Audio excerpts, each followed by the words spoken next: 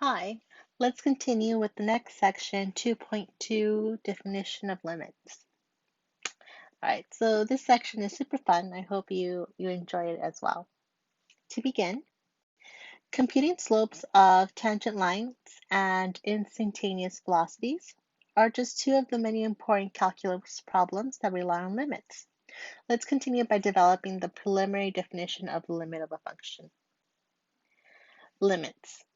Definition of a limit of a function. Suppose the function f is defined for all x near a, possibly at a. If f of x is arbitrarily close to L, as close to L as we like, for all x sufficiently close but not equal to a, we write the limit as x approaches a of f of x is equal to L.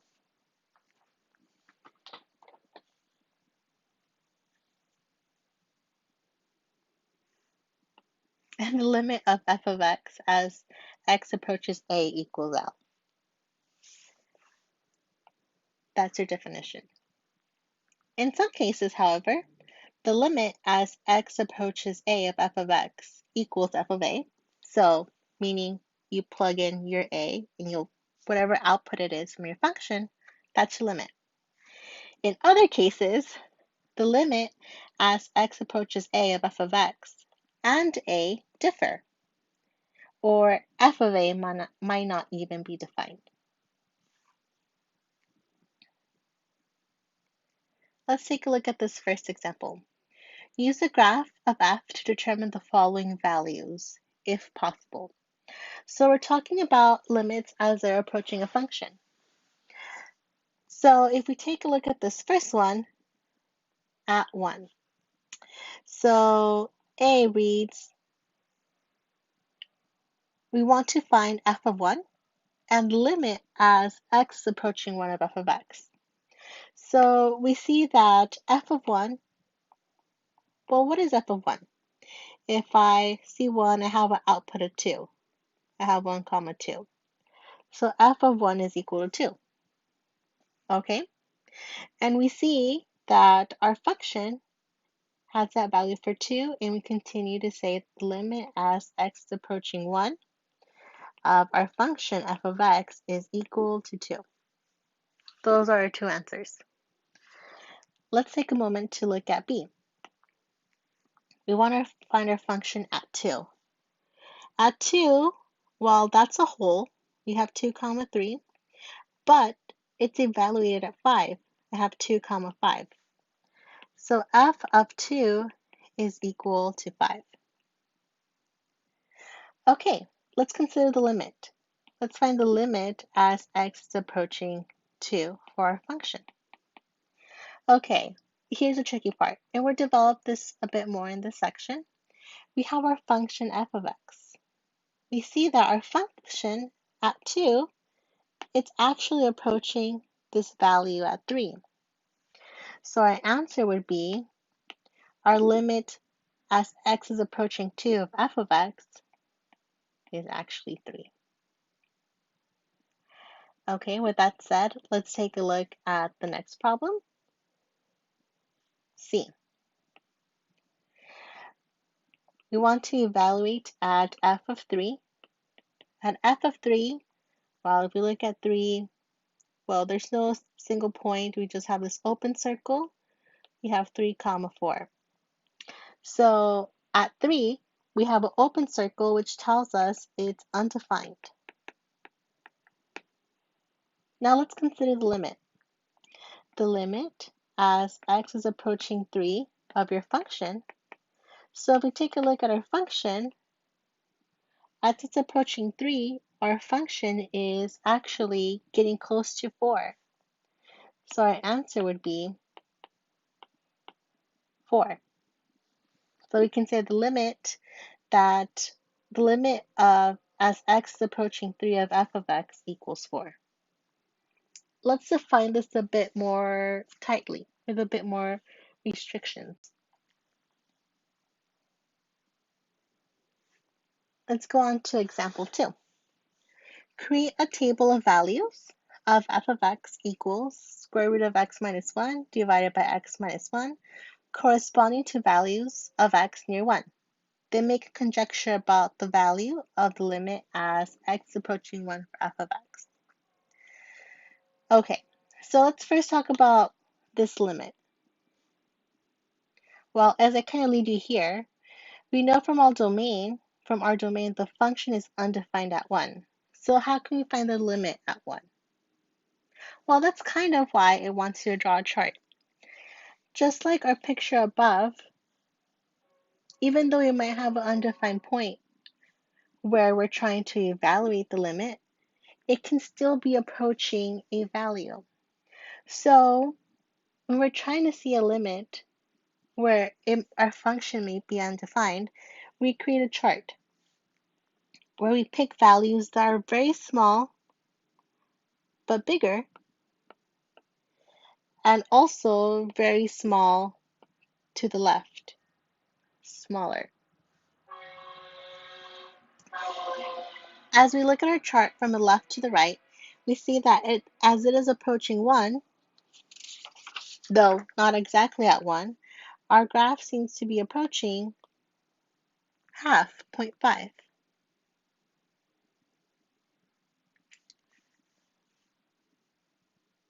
So we can start developing the idea that maybe the limit as x is approaching 1 of f of x is actually a half.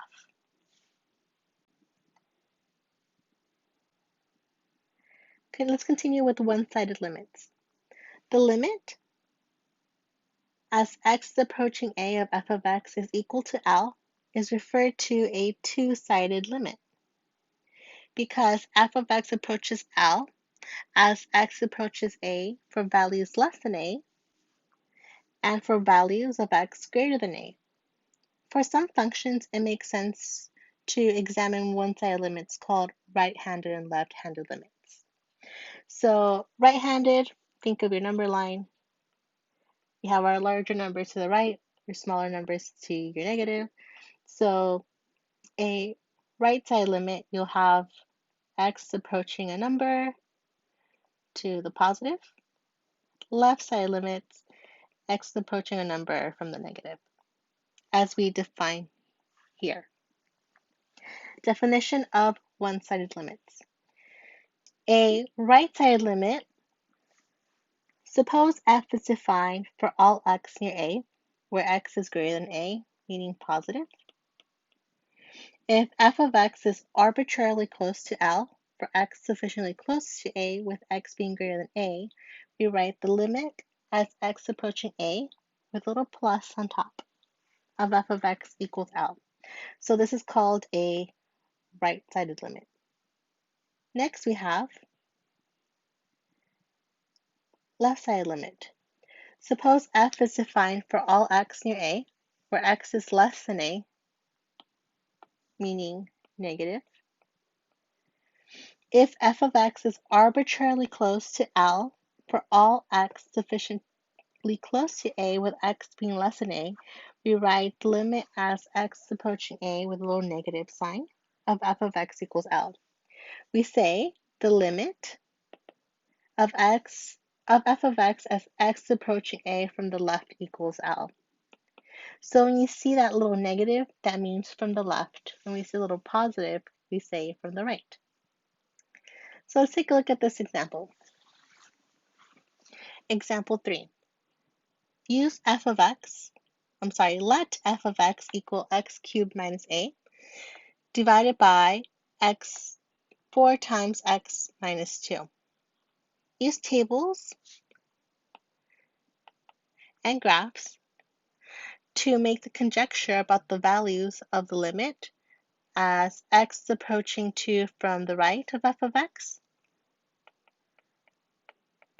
and the limit as x approaching 2 from the left of f of x and right, and the limit as x approaching 2 of f of x if they exist. Okay, so we just said that our limit for our function, for it to hold true, it needs to be the same value from the left or right. You need a two-sided limit. There's two ways to consider two-sided limits, especially if you're trying to work with a function, or I'm sorry, a value that's undefined. So here, if we look at our question, it wants us to find the limit at 2 as x is approaching 2. And we see the problem that if we plug in 2 into our function,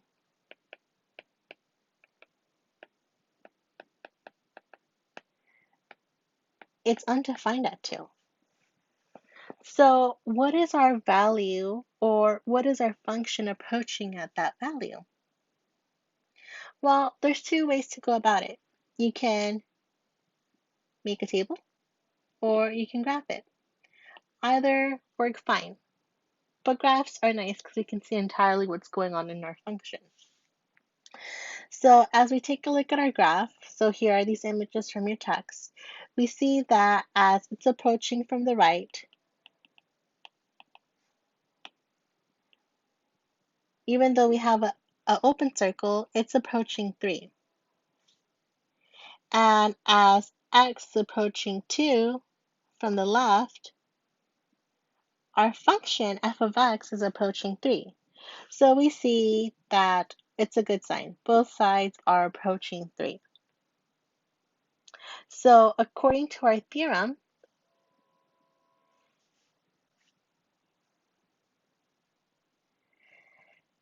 according to what we said about one-sided limits, if it's approaching the same value from the left to the right, we can assume that the limit exists at that value.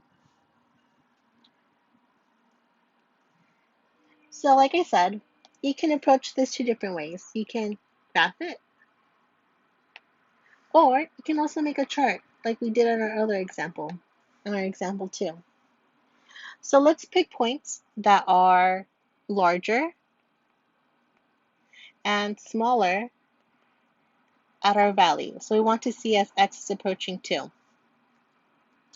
We see as we pick numbers that are slightly, ever so slightly larger than 2, it's about 3.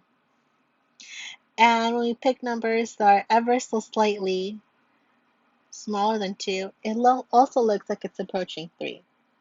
So we can make that assumption that our limit is the same from the left-hand side and the right-hand side. So our conclusion, from the left-hand side, we can say the limit as x is approaching 2 from the negative of our function, f of x, is equal to 3.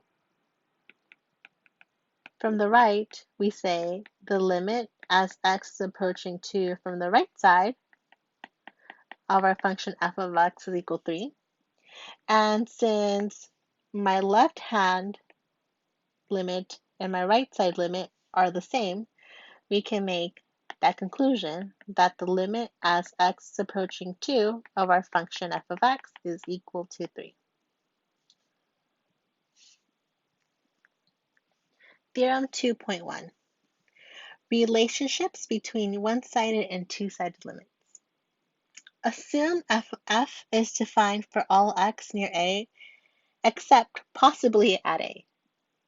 Then the limit as x is approaching a of f of x is equal to L, your limit, if and only if the limit as x approaching a and limit as x approaching a from the left is equal to L. So here it's saying the idea that we kind of developed in the previous example. Our limits from the right and the left need to be the same in order to come to that larger conclusion that the limit at that value is equal to that, where L is our conclusion. Let's do an example. This is a pretty tough problem, but it's really cool.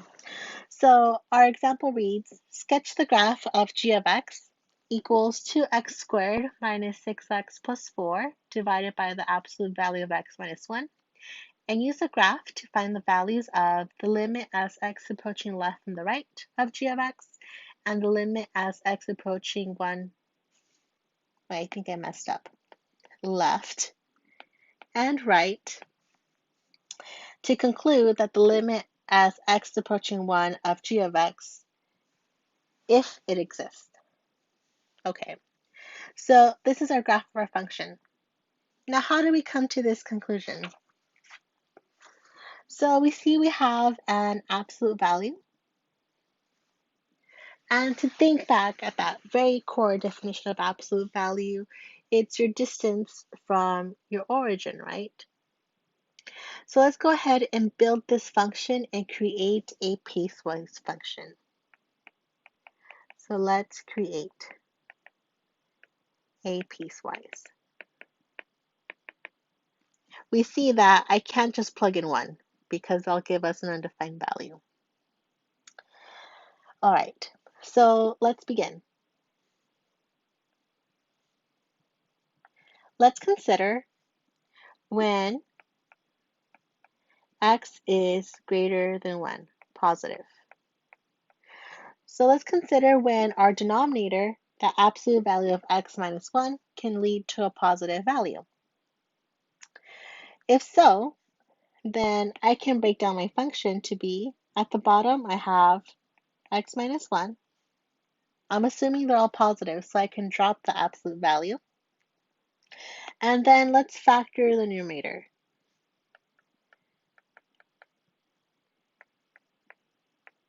I know you guys are calc students, but I still want to show the factoring, just so I don't lose anyone, since you're not with me live asking questions.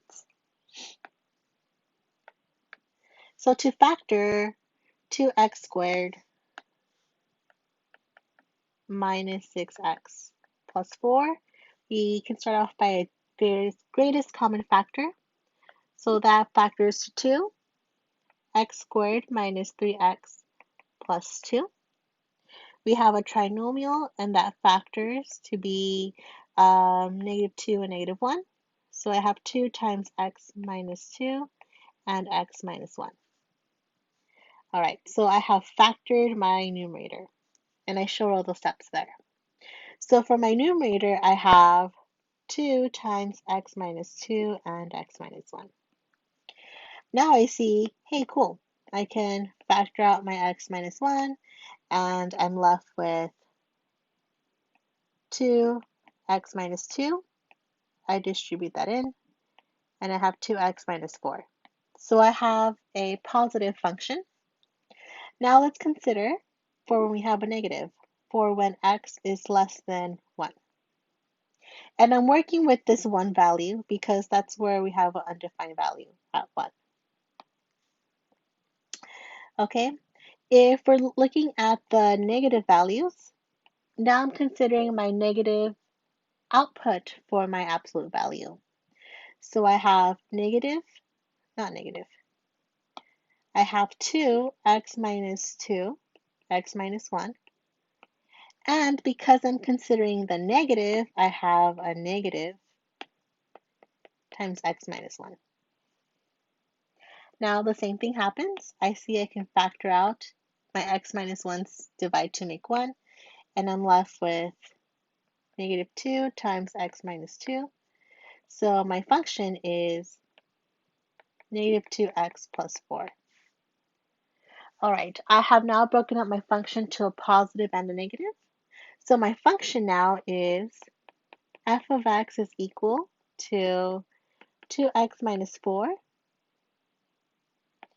if x is greater than 1, like we said here, if x is greater than 1. And we have -2x plus 4 if x is less than 1, like we said here. So I now have my function for positives and negatives. I broke it down to create a piecewise. That way I can look at it. But you already had an image. I just wanted to walk you through it. So as we see, the limit at 1, from the right, our limit is approaching what? Well, I have 1 comma positive 2. So my limit from the right is 2. And if I take a look from the left, I'm sorry, that was the left. I keep saying that wrong. That was the left. Now, if I take a look from the right, my function is approaching a different value. I have the value at -2. So I have two different limits from the left and from the right. So what can we say? So from the left, the limit as x approaching 1 from the left, from the negative, of our function, this was g of x. Our function g of x is equal to +2. From the right, our limit as x approaching 1 from the positive side, we get -2, right? From our image right here.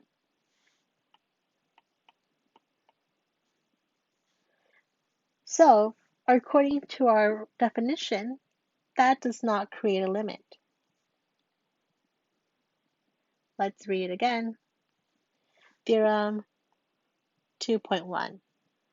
Assume f is defined for all x near a, except possibly at a. Then the limit as x approaching a of f of x equals L only if the limit of as x approaching a from the right equals L and x approaching a from the left equals L. So because we have two different values, we say that the limit as x is approaching 1 of your function g of x does not exist.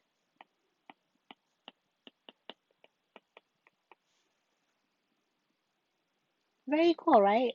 So for a general sense, if you're unsure or if your function where it's asking for a limit, it's undefined, give it a quick graph and see if they're the same value from the left and from the right.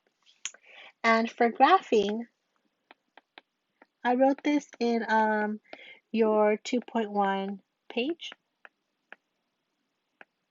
So when you graph, use Desmos. I know you guys have a lot of math under your belt. You guys are calculus students. So in order to save time, feel comfortable using Desmos. I have some problems from that page for you to try so you know how to play with the keyboard. All right, let's do another example. So this question is asking you to examine the limit as x approaching 0 of cosine of 1 over x. All right, so the same problem. I can't actually find that value because it's an undefined value. At 0, with the denominator, I have an undefined value. So how can I find that limit? Now, the reason we want to talk about this problem is because all the examples we've done so far have a way that you can see the limit exists, with the exception of the last one. But there will be times where you might be tricked. So this one's a tricky problem. You might be tricked to thinking that a limit exists when it doesn't. So we said that to find a limit at an undefined value, you can, one, do a chart and pick values to the left and right that are very small, decimal values small. Or you can graph it. Now the reason why this is tricky, and I'll save the image below, is because if we look at our graph, we kind of are fooled to think, hey, our answer is -1, such as your little bubble says. We might incorrectly conclude that cosine of 1 over x approaches -1 as x approaches 0 from the right. And that makes total sense, right? But when you graph it, as x is approaching 0, what's going on? We see that at 0, it's actually approaching 1 for when it's even and 2 for when it's odd. So with your trig functions, you might want to tread lightly, be extra careful, because it can vary between a period, right? Remember, a period is when you reach a full cycle. So depending on where we're at, it might not lead to a single point, such as this problem where it seems to be reaching 2 points at the same time. You can read this example more closely on your text, but this is the point of it. It's just saying be careful because it might not be approaching a single point, and if you do a chart to test it, it might trick you to think that it's approaching a number. But then when you test even smaller numbers, you'll realize, hey, it's not actually reaching that number. Where did this number that's not that close to one come from? All right, I hope you enjoyed this section and you enjoyed this introduction to limits. Thank you.